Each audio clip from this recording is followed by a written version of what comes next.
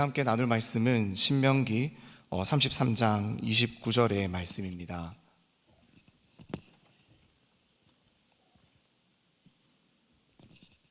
신명기 33장 29절 한 절의 말씀을 저희 다 함께 합독하도록 하겠습니다. 이스라엘이여, 너는 행복한 사람이로다.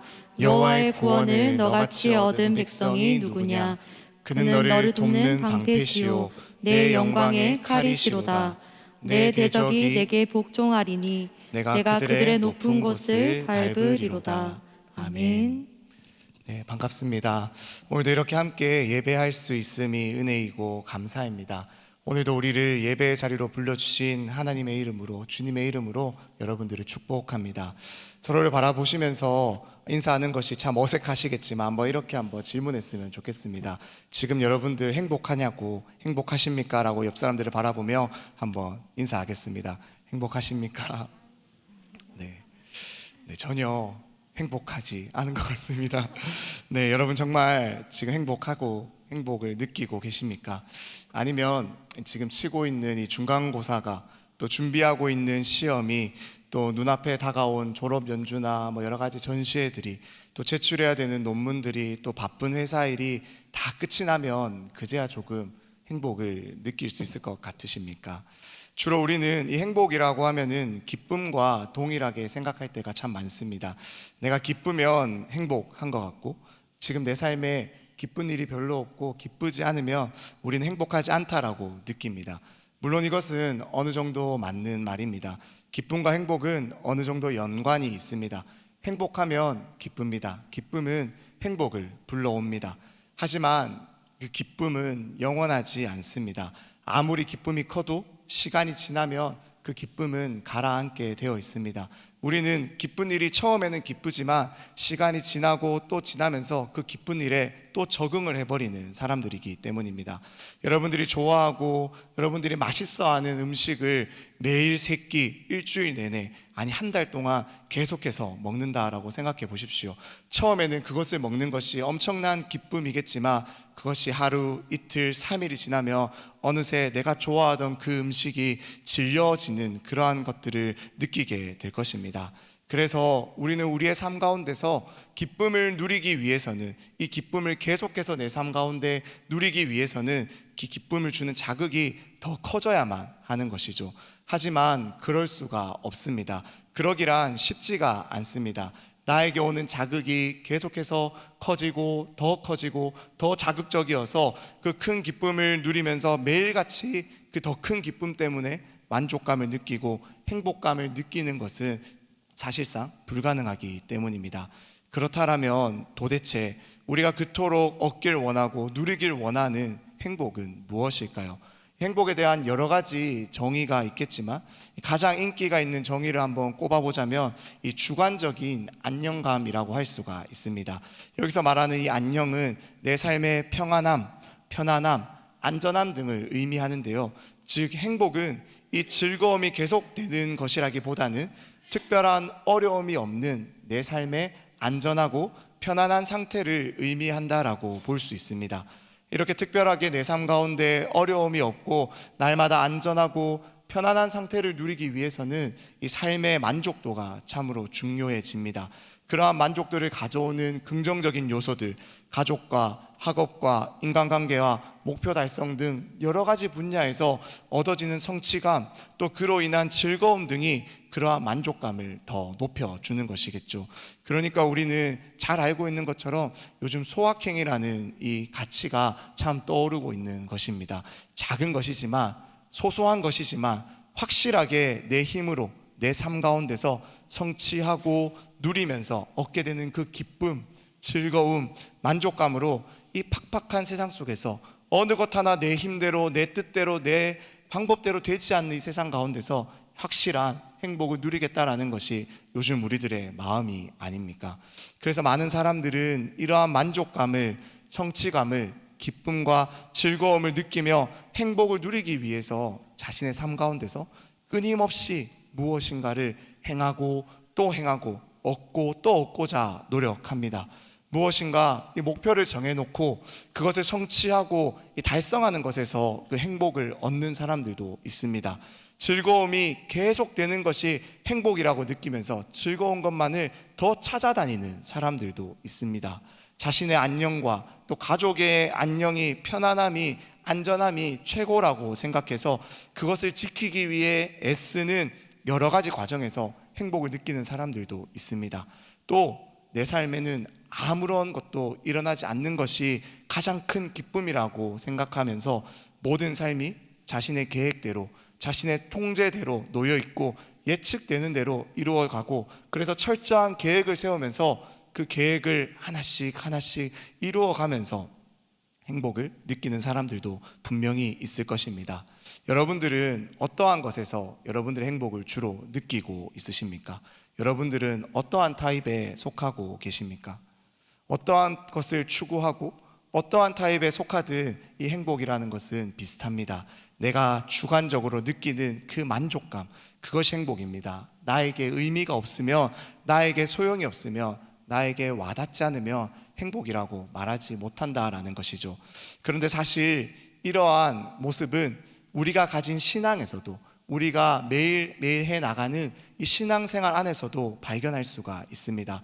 이 하나님을 믿는 신앙을 가지고 살아가는 우리는 대개 신앙을 가지고 살아가는 우리의 삶이, 하나님을 믿으며 이 하나님의 자녀로 살아가는 우리의 삶은 행복한 삶일 것이라고, 이 세상에서 말하는 여러 가지 많은 것들보다 그것이 진짜 행복한 것이라고 여러분들 다 인정하실 것입니다. 하지만 우리는 그 신앙을 지키며 또 믿음을 지키며 살아가면서 그 신앙 안에서 행복을 얻기 위해서, 다시 말해서 그 행복을 내가 더 성취하기 위해서, 더 큰 행복을 누리기 위해서 무엇인가 행하며 끊임없이 더 큰 자극이 내게 오기를 원한다라는 거예요. 조금 더 쉽게 한번 제가 이야기를 해볼까요? 우리는 새로운 은혜가 내 삶에 매일매일, 내가 구하지 않아도, 내가 노력하지 않아도, 내가 더 특별히 원하지 않아도 매일매일 더 큰 은혜가 내 삶 가운데 부어지면은 나는 오늘보다 내일 더 행복할 것이라고 생각한다라는 겁니다. 새로운 자극이 내 삶에 주어지고 내 삶이 더 새로워지게 되면은 지금의 흔들리고 있는 내 삶은 제자리를 찾게 될 것이고 깨어나게 될 것이고, 그러한 자극이 결국에는 내 삶을 더 행복하게 만들어 갈 것이라고 여기며 신앙생활을 해 나가고 있는 것입니다. 매일매일 또 매주 나를 깨우는 내 굳은 마음을 깨우치고 내 죄된 본성을 돌아보게 하고, 그래서 그것을 깨닫고 회개하게 하는 더 강력한, 저번 주보다 이번 주가 또 다음 주가 더 강력한 그러한 메시지가, 말씀이 내 귀에 들려야만이 나는 더 매주 행복해져 갈 것이라고 생각하고 있지는 않으신가요? 이러한 모습들처럼 우리는 이 신앙 안에서도 행복을 얻고자, 그 행복을 성취하고자 매일 여러분들의 신앙 가운데서, 신앙생활에 나가는 가운데서 끊임없이 무엇인가를 얻기 위해 애쓰고 노력하고 있으실 것입니다.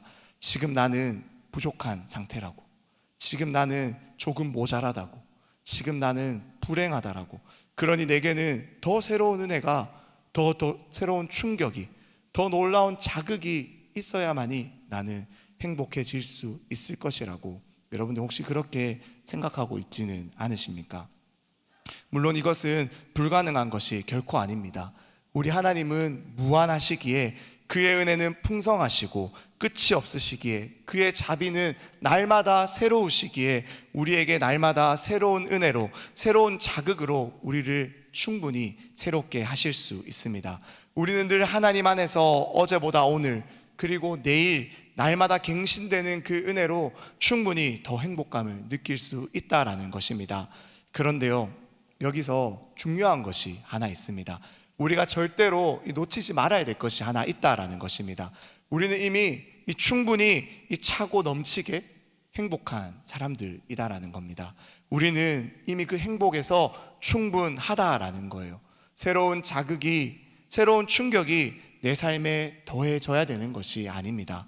우리는 이미 우리가 가지고 있는 그것을 기억하고, 우리가 이미 누리고 있는 것을 깨닫고, 그것을 날마다 내 삶 가운데서 떠올리며 누리면서 매일의 우리의 삶에서 날마다 우리를 충분히, 아니 넘치게 가장 가득 채우신 그 행복감으로 살아갈 수 있는 존재들이 바로 우리들이다라는 거예요. 하지만 우리는 이 사실을 너무나도 쉽게 잊어버리고 놓칩니다.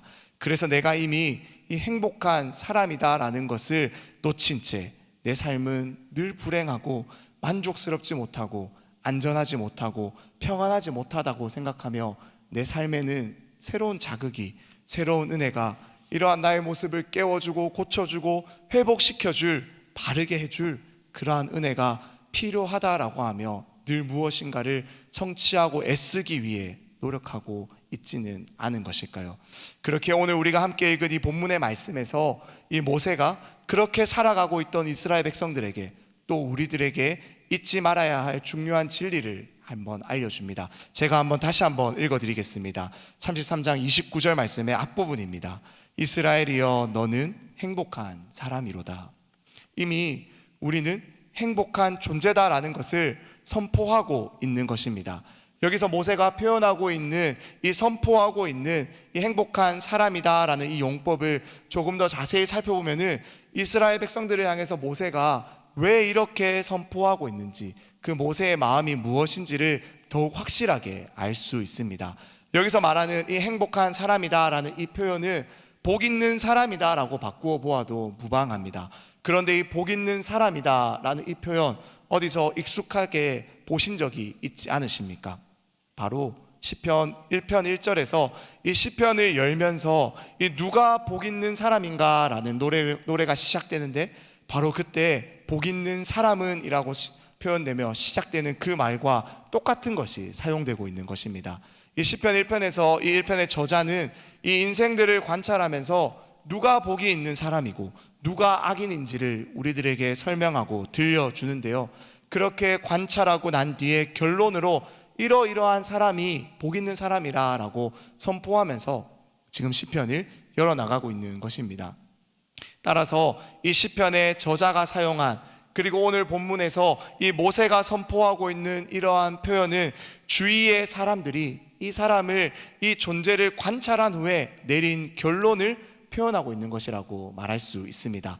그래서 그 관찰된 사람이, 그 사람이 얼마나 부러움의 대상이 되는지를 지금 드러내주고 표현해주고 있다는 것입니다. 이 관찰된 대상은 정말로 행복한 존재이고 다른 사람들에 의해서 축하받고 부러워할 만한 복스러운 존재다라고 지금 이야기하고 있는 것입니다.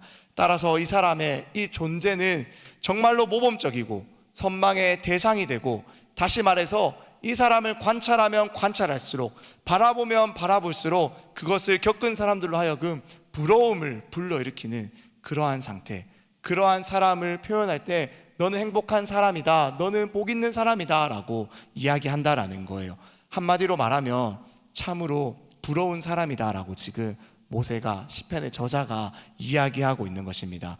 이스라엘아 너는 모든 사람들이 부러워할 만한 사람들이야 라고 지금 말하고 있다는 것입니다. 그렇다면 도대체 무엇이 이 이스라엘 백성들로 하여금 이러한 평가를 받도록 만드는 것일까요? 도대체 무엇이 이 이스라엘 백성들의 세상 모든 존재들의 부러움을 느끼게 만드는 것일까요? 모세는 그들을 바라보면서 왜 너희는 참으로 부러운 사람들이다 라고 선포하고 있는 것일까요? 그래서 과연 이 모세의 선포처럼, 이 모세의 평가처럼 이스라엘 백성들은 자신들이 스스로에게 내려지고 있는 이러한 평가, 우리는 정말로 부러운 사람이다 라는 것에 대해, 내가 정말로 다른 모든 사람들의 부러움의 대상이 되고 있다라는 것에 이 사실을 알고 그들이 인식하며 살아가고 있었을까요? 그것이 아니라면 그러한 자신들의 모습을 오히려 제대로 깨닫지 못해서 또 다른 무엇인가를, 다른 대상들을, 다른 사람들을 부러워하며 살고 있지는 않았을까요? 사실 이스라엘 백성들은 이 자신들에게 주어지는 이러한 부러움의 시선을 제대로 인식하고 있지는 못했던 것 같습니다. 그들이 이 출애굽 과정에서 끊임없이 이전에 자신들의 상황과 비교하는 모습을 볼 때, 자신들이 가진 것이 아니라 다른 것들을 부러워하고 비교하는 모습들을 바라볼 때, 자신들에게 주어진 것이 무엇인지를 제대로 깨닫지 못하는 모습들을 바라볼 때 그들은 이러한 평가를 받고 있다라는 것, 이러한 평가가 우리들에게 내려지고 있다라는 것을 제대로 인식하지 못했음이 분명합니다. 출애굽기 16장 3절의 말씀을 우리 같이 화면을 보면서 함께 읽어보기를 원합니다. 16장 3절입니다. 이스라엘 자손이 그들에게 이르되 우리가 애굽 땅에서 고기 가마 곁에 앉아 있던 때와 떡을 배불리 먹던 때에 여호와의 손에 죽었더라면 좋았을 것을 너희가 이 광야로 우리를 인도해 내어 이 온 회중이 줄여 죽게 하는도다. 민수기 11장 5절 말씀도 함께 읽겠습니다. 우리가 애굽에 있을 때에는 값없이 생선과 오이와 참외와 부추와 파와 마늘들을 먹은 것이 생각나거든. 계속해서 민수기 14장 2절과 3절의 말씀도 같이 한번 읽어보겠습니다. 이스라엘 자손이 다 모세와 아론을 원망하여 온 회중이 그들에게 이르되 우리가 애굽 땅에서 죽었거나 이 광야에서 죽었으면 좋았을 것을 어찌하여 여호와가 우리를 그 땅으로 인도하여 칼에 쓰러지게 하려 하는가. 우리 처자가 사로잡히리니 애굽으로 돌아가는 것이 낫지 아니하랴. 지금 이들이 무엇이라 말하고 있습니까? 애굽으로 돌아가는 것이. 애굽의 노예로 있던 때가, 그때는 우리가 먹을 것도 많았고 오히려 지금보다 더 나았다라고 이야기하면서 그들을 그 애굽의 노예 상태에서 구원하여 주신, 출애굽하여 주신 하나님의 그러한 은혜를 잊은 채 오히려 이전의 상태를 더 부러워하고 다시 돌아가고 싶은 그들의 모습을 잘 보여주고 있다라는 것입니다. 이렇게 자기 자신들도 자신들이 무엇이 부러움의 대상이 되는지 깨닫지 못하는데, 그렇다면 도대체 모세는 무엇 때문에 이 사람들이, 이 이스라엘 백성들이 부러운 사람들이라고, 복받은 사람들이라고 지금 선포하고 있는 것일까요? 오늘 우리가 함께 읽은 이 본문, 이 신명기의 말씀은, 그 중에서도 이 33장의 말씀은 이 모세가 이 모압 평지라는 곳에서 이제 하나님이 약속하신 가나안 땅을 코앞에 바라보는 그곳에서 이제 이 요단강만을 건너가면은 이제 하나님이 약속하신 가나안 땅으로 들어가게 되는 그 목전에서, 그 가나안 땅에 들어갈 수 있는 바로 그곳에서 이 이스라엘 백성들, 이제 너희가 그 땅으로 들어가게 될 것인데 그 이스라엘 백성들에게 남긴 유언이자 축복의 말씀입니다. 지금 모세의 이 유언과 축복을 듣고 있는 이 이스라엘 백성들은 광야에서 태어나 자란 광야의 2세대들이었습니다. 다시 말해서 이들은 처음 출애굽을 경험했던 광야의 1세대, 그래서 하나님의 약속의 말씀을 믿지 못해서 이 가나안 땅을 40일 동안 정탐하고 돌아왔지만 불평과 불만으로 가득해 하나님을 원망하며 그 벌로 40년의 이 세월을 광야를 돌아야 했던 그 자들이 아니라, 광야에서 태어났고 광야에서 자랐고 출애굽을 직접 경험해보지 못했던 바로 그 2세대들이 지금 바로 모세에게 이 이야기를 듣고 있다라는 것입니다. 그렇게 모세는 이들에게 이제 나는 너희와 함께 가나안 땅으로 더 이상 들어갈 수는 없지만, 함께 갈 수는 없지만 너희를 지금까지 여기까지 인도하여 주신 하나님을 기억하고 그 하나님의 약속을 붙잡고 그 하나님의 약속대로 살아간다면 하나님은 너희의 인생에, 너희의 모든 걸음에 복에 복을 더하여 주실 것이라고, 그러니 하나님의 마음을 기억하고 그 마음을 새기도록 하기 위해서 지금 이 고별 설교를 남기고 있다는 것입니다. 그리고 바로 그러한 이스라엘 백성들에게 모세는 너희가 바로 이 세상 모든 민족들이, 모든 존재들이 부러워하고 있는, 부러워할 수밖에 없는 행복한 사람들이다 라고 선포하고 있는 것입니다. 너희들의 정체성을 바르게 기억하고 깨달아 알아야 된다라는 거예요. 그래서 이 가나안 땅에 들어가면 그 땅에 살고 있는 수많은 민족들이 있을 텐데 그들의 삶의 모습을 부러워하지 말고, 그들의 삶을 따라가지 말고 오직 세상 모든 민족이 부러워할 만한 너희의 삶을 기억하고 살아낼 것을 모세가 마지막으로 유언으로 남기며 지금 들려주고 있다라는 것입니다. 모세가 바로 이스라엘 백성들에게 이렇게 선포하고 있는 이유는 간단합니다. 하지만 그 이유는 간단하지만 아주 강력하고 아주 명확하며 우리들도 그것을 반드시 기억하며 하루하루를 살아가야 합니다. 다시 한번 더 오늘의 본문의 말씀, 우리 신명기 33장 29절의 말씀을 한 목소리로 우리 함께 합독해 보길 원합니다. 29절의 말씀입니다. 이스라엘이여 너는 행복한 사람이로다. 여호와의 구원을 너같이 얻은 백성이 누구냐. 그는 너를 돕는 방패시요 내 영광의 칼이시로다. 내 대적이 내게 복종하리니 내가 그들의 높은 곳을 밟으리로다. 아멘. 오늘 본문에서 그 이유가 무엇이라고 모세가 우리들에게 또 이스라엘 백성들에게 들려주고 있습니까? 그 이스라엘 백성들이 온 세상의 부러움의 대상이 될 수 있는 행복한 사람들인 이유가 무엇입니까? 그것은 바로 여호와의 구원을 받은 백성이다라는 이 진리 때문입니다. 다른 어떠한 조건이 아니라, 다른 어떠한 상태가 아니라, 이들이 많이 가져서, 이들이 부자라서, 이들이 힘이 세고, 이들의 국력이 강력하여서, 이들의 문명이 발전해서, 이들이 다 하나님 앞에서 뭔가 칭찬받기에 너무나도 보기가 좋아서가 아니라, 오직 하나님의 구원을 거저 얻은 그 구원받은 백성들이기 때문에 너희는 온 세상 사람들이 부러워할 만한 행복한 사람들이다라고 모세가 지금 선포하고 있는 것입니다. 여러분들 한번 생각해 보십시오. 세상에서 말하는 이 행복한 사람들의 자격과 조건과 기준에 과연 이스라엘 백성들의 삶의 모습이 미치고 있었는지를 한번 생각해 보시길 바랍니다. 이들은 지금 땅도 없습니다. 그래서 어딘가에 정착하지 못하고 계속해서 광야를 떠돌아왔습니다. 이들이 다른 나라보다 힘이 더 세고 특별히 강력했던 것도 아닙니다. 가나안 땅으로 들어가야 될 이 광야 2세대들을 향해서 하나님은 이들은 전쟁을 알지도 못하는 자들이다라고 평가하기도 하셨습니다. 그렇게 이들은 남들이 부러워할 만한 어떠한 강력한 힘이나 국력을 가지고 있었던 것도 아닙니다. 그렇다라고 문명이 발전했던 것도 아닙니다. 이 창세기에서 이 야곱의 쌍둥이 형인 에서의 족보를 살펴보면 그의 자손들이 세운 에돔 왕국은 이미 왕이 존재했음을 알 수 있습니다. 이들이 출애굽했던 애굽에도 이 바로라는 왕이 있었습니다. 이미 고대 근동의 여러 나라들에는 왕이 있었고 문명이 체계적으로 발전해 나가기 시작했고 그들은 문명의 혜택을 누리고 있었다라는 것입니다. 하지만 이 이스라엘 백성들의 모습은 어떠했습니까? 그들은 여전히 광야에서 천막을 치며 살아가고 있었고 목축을 하며 계속해서 떠돌아다닐 수밖에 없었던 존재들이었습니다. 과연 어떠한 나라가, 어떠한 왕이, 어떠한 사람들이 이러한 이스라엘 백성들의 모습을 부러워할 수 있었을까요? 과연 이들에게 부러워할 만한 것이 있다라고 말할 수가 있을까요? 그러나 모세가 이 이스라엘 백성들을 향해서 그들의 정체성을 확실케 하여 주는 이 선포는 결코 그냥 입에 발린 말이 아니다라는 거예요.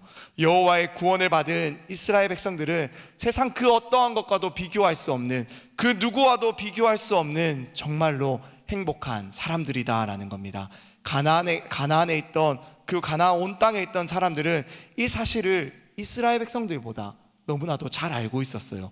그래서 이스라엘의 정탐꾼이 이 요단강을 건너 여리고성에 들어가 그들이 여리고성에 숨어들었을 때 그 정탐꾼을 숨겨준 기생 라합은 그 이스라엘 백성들을 향해서 이렇게 평가합니다. 여호수아 2장 9절에서 11절까지의 말씀, 우리 이 말씀을 한 절씩 교독해 보기를 원합니다. 제가 먼저 9절 말씀을 읽겠습니다. 말하되 여호와께서 이 땅을 너희에게 주신 줄을 내가 아노라.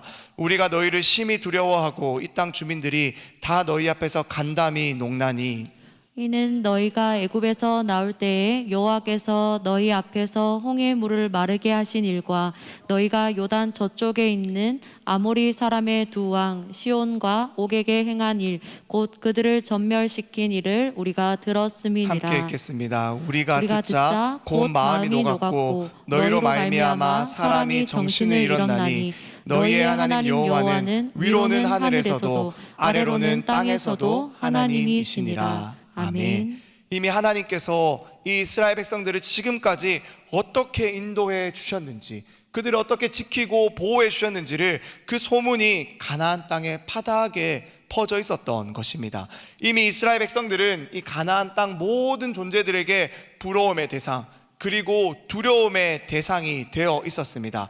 이미 이들이 자신들이 얻은 이 구원을 자랑을 하기도 전에, 그것을 드러내기도 전에 이미 다 알려져 있었다라는 거예요.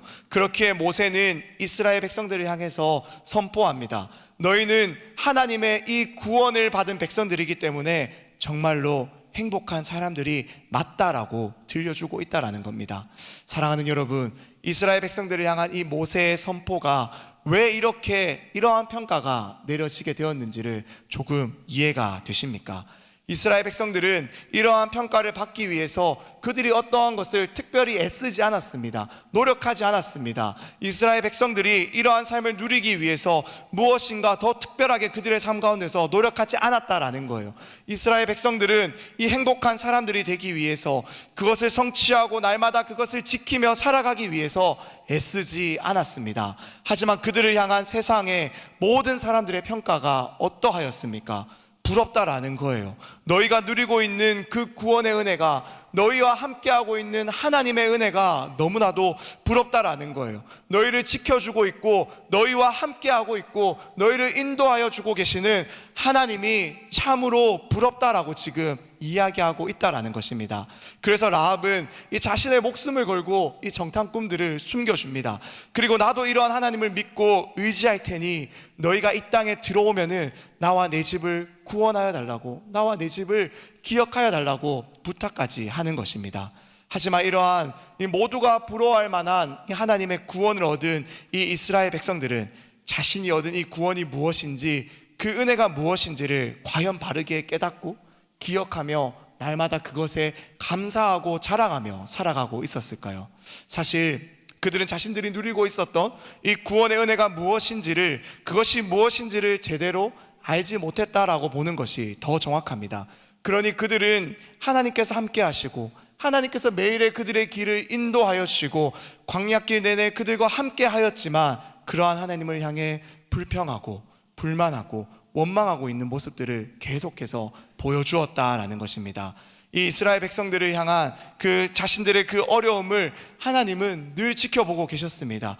기억하고 계셨습니다. 그들의 기도에 귀를 기울여 주셨습니다. 하지만 이스라엘 백성들은 하나님이 우리의 기도에 귀를 기울여 주신다라는 사실을 늘 잊고 있었다라는 거예요. 그들이 출애굽을 시작할 때 그들이 어떻게 출애굽을 시작할 수 있었는지 출애굽기 2장 23절에서 25절까지의 말씀은 우리들에게 이렇게 들려줍니다. 여러 해 후에 애굽 왕은 죽었고 이스라엘 자손은 고된 노동으로 말미암아 탄식하며 부르짖으니 그 고된 노동으로 말미암아 부르짖는 소리가 하나님께 상달된지라. 하나님이 그들의 고통 소리를 들으시고 하나님이 아브라함과 이삭과 야곱에게 세운 그의 언약을 기억하사 하나님이 이스라엘 자손을 돌보셨고 하나님이 그들을 기억하셨더라. 하나님이 들으시고 하나님이 기억하시고 하나님이 돌보심으로 그들의 출애굽의 역사는, 그 사건은 시작이 되었습니다. 여기서 하나님이 기억하셨다라는 이 표현은 하나님이 잊고 계시다가 뒤늦게 기억이 나서 이스라엘 백성들을 바라보고 귀를 기울이셨다는 뜻이 절대 아닙니다. 이스라엘 백성들이 그 자신을 둘러싼 환경 가운데서, 그 어려움 가운데서 탄식하고 부르짖고 울부짖고 고통스러운 소리를 낼 때 하나님 또한 이스라엘 백성들의 그 부르짖음을 놓치지 아니하시고 들으시고 기억하시고 그런 그들을 바라보시고 헤아려 주셨다라는 거예요. 결코 하나님이 잊으신 것이 아닙니다.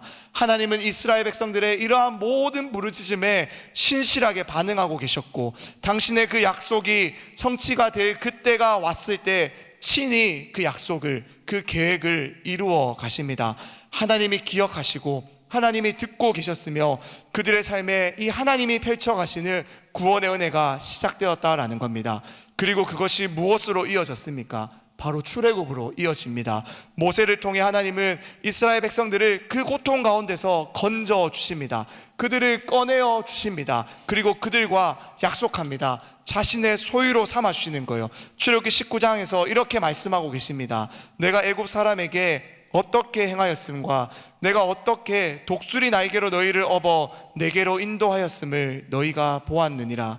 세계가 다 내게 속하였나니 너희가 내 말을 잘 듣고 내 언약을 지키면 너희는 모든 민족 중에서 내 소유가 되겠고 너희가 내게 대하여 제사장 나라가 되며 거룩한 백성이 되리라. 너는 이 말을 이스라엘 자손에게 전할지니라. 이렇게 하나님께서는, 이스라엘의 하나님은 그들의 구원자가 되어 주셔서 그들에게 친히 약속하여 주시고 그들을 자신의 것으로 삼아 주셔서 계속해서 그들을 인도하여 가십니다. 낮에는 구름 기둥으로 밤에는 불 기둥으로 그들을 지키고 보호하시며 그들이 가야 할 길을 앞서 걸으시며 인도하여 주십니다. 광야의 그 더위를 막아주셨고 밤의 추위에서 지켜주셨으며 하나님은 그들이 약속하신 가나안 땅으로 나아갈 수 있도록, 안전하게 갈 수 있도록 쉬지 않으시고 그의 성실하심은 멈추지 않으시며 그들이 안전하게 도착할 수 있도록 인도해 가신다라는 겁니다. 목이 마르다고 하니까, 배가 고프다라고 하니까, 고기가 먹고 싶다라고 하니까 하나님은 광야에서 물을 주시고 먹을 것을 주시며 이 생명의 떡이 되어 주심을, 생수의 강이 되어 주심을 친히 보여주시고 경험케 하여 주셨습니다. 하나님의 이 성실하심은 그들이 걸어왔던 이 광야의 40년의 세월에서 단 한 번도 그친 적이 없었습니다.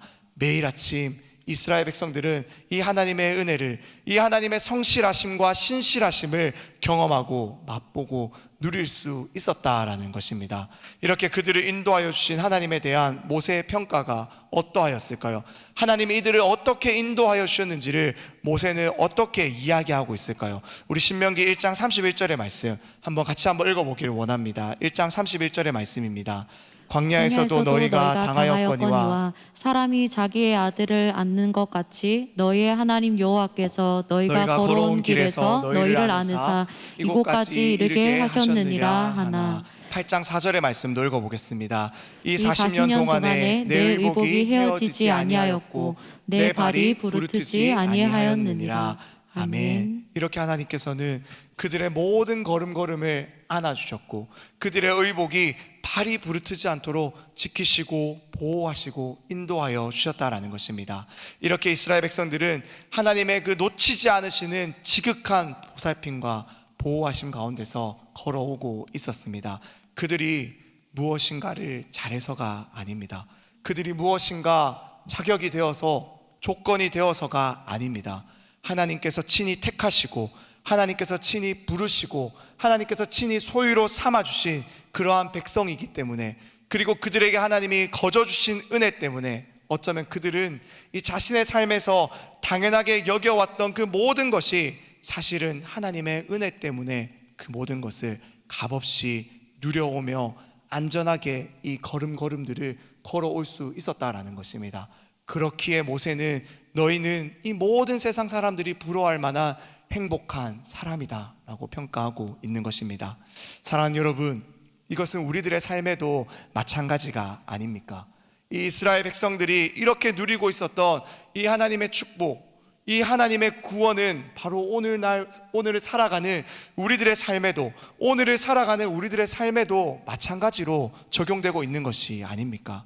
우리 또한 날마다 우리의 기도에, 우리의 탄식 소리에, 우리를 위해서 우리가 구하지 못하는 것까지도 우리를 위해 중보하고 계시는 그 성령님이 우리의 모든 것에 귀를 기울이시며 들으시며 우리를 위해 오늘 지금 이 순간도 말할 수 없는 탄식으로 기도하고 있는 그러한 존재가 바로 우리들이 아닙니까?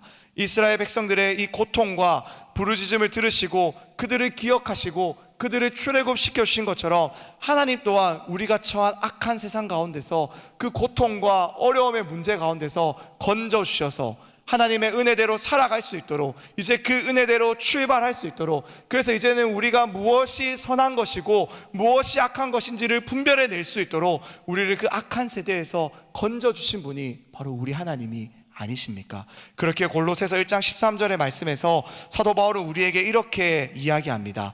그가 우리를 흑암의 권세에서 건져내사 그의 사랑의 아들의 나라로 옮기셨으니 우리는 이제 이 악한 세대에서 건짐을 받아 하나님의 사랑의 아들의 나라로 옮겨진 존재다라는 겁니다. 갈라디아서 1장 4절 말씀에서도 계속해서 이렇게 이야기합니다. 그리스도께서 하나님 곧 우리 아버지의 뜻을 따라서 이 악한 세대에서 우리를 건지시려고 우리 죄를 대속하기 위하여 자기 몸을 주셨으니 우리를 그 악한 세상 가운데서 하나님을 모르고 하나님이 없이 살아가는 그 죽어있던 가운데서 우리를 건져주시고 살려주시고 그 은혜대로 살아갈 수 있도록 하나님은 당신의 하나뿐인 아들을 아끼지 아니하고 우리에게 내어주셨다라는 것입니다. 그리고 그런 우리에게 날마다 가장 좋은 것으로 성령으로 채워주시며 오늘도 우리가 목마르지 않고 배고프지 않도록 우리의 모든 영혼의 생명의 떡이 되어주시고 생수가 되어주셔서 오늘도 우리를 인도해 가고 계신다라는 겁니다. 우리는 이 주님의 은혜 안에서 이 모든 것을 그저 거저받은, 모든 것을 선물로 받은 존재들입니다. 여기에 우리의 노력은 1도 들어가지 않았습니다.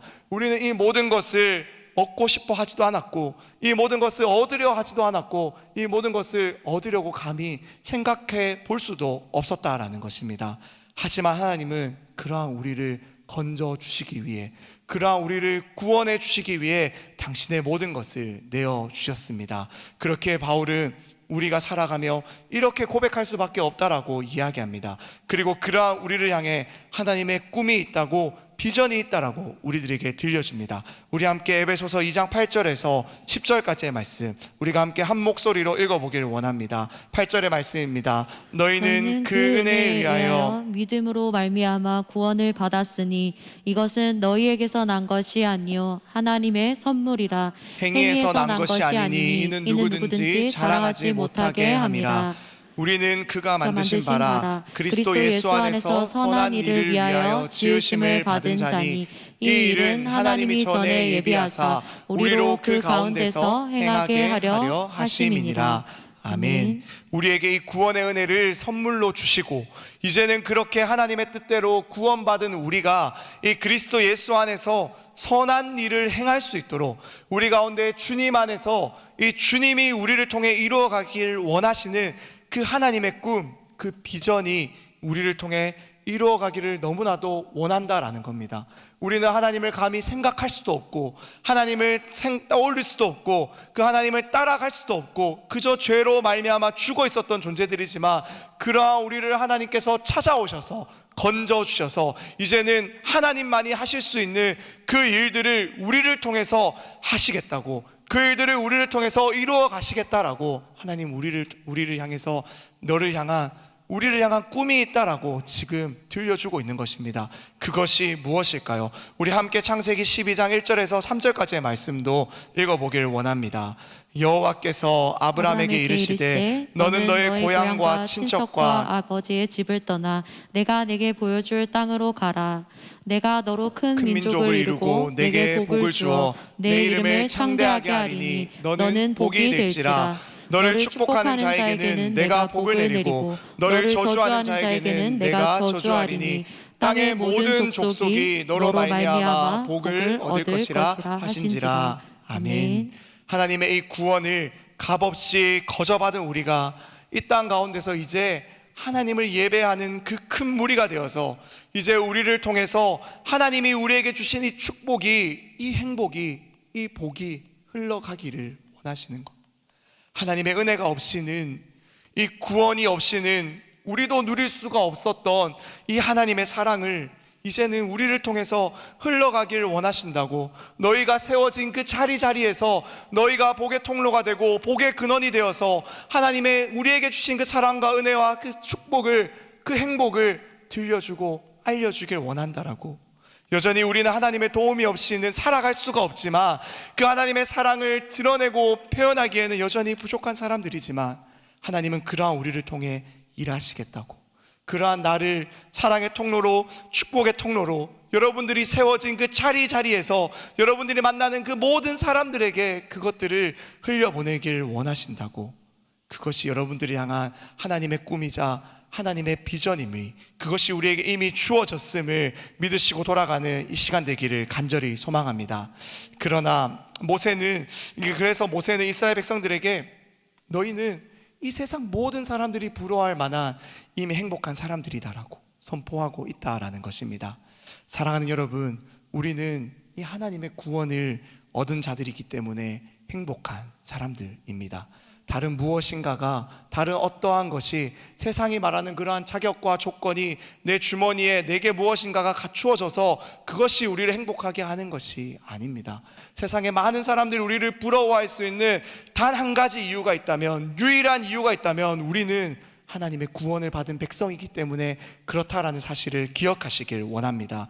그리고 이렇게 이 하나님의 구원을 받은 우리 한 사람들을 향한 하나님의 뜻하심과 이 목적과 꿈이 있기에 우리는 행복한 사람들입니다.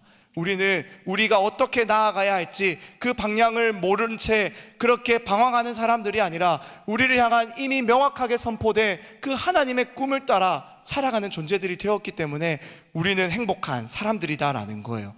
마지막으로 이 모든 것을 우리에게 선물로 주시고 이 은혜를 적용하여 주시며 우리의 삶에 이것을 이루어 주시기 위해 오늘도 우리를 향한 당신의 사랑을 포기하지 않으시고 날마다 우리를 위해 한결같이 자신의 모든 것을 쏟아주신 이 하나님의 사랑이, 이 끊임없는 사랑이 오늘도 우리의 걸음걸음을, 우리의 모든 삶을 붙들고 있기에 우리는 행복한 사람들입니다. 사랑하는 여러분, 이제 말씀을 좀 정리하고 마무리하기를 원합니다. 사랑하는 여러분, 오늘 이 시간 우리가 정말로 우리에게 주어진 이 구원의 은혜를 풍성히 누릴 수 있는 시간 되기를 소망합니다. 우리에게 사실 하나님은 이러한 은혜를 허락하여 주실 이유가, 베풀어 주실 이유가 없습니다. 하지만 이 모든 것이 하나님의 사랑으로 우리에게 거저 주어졌습니다.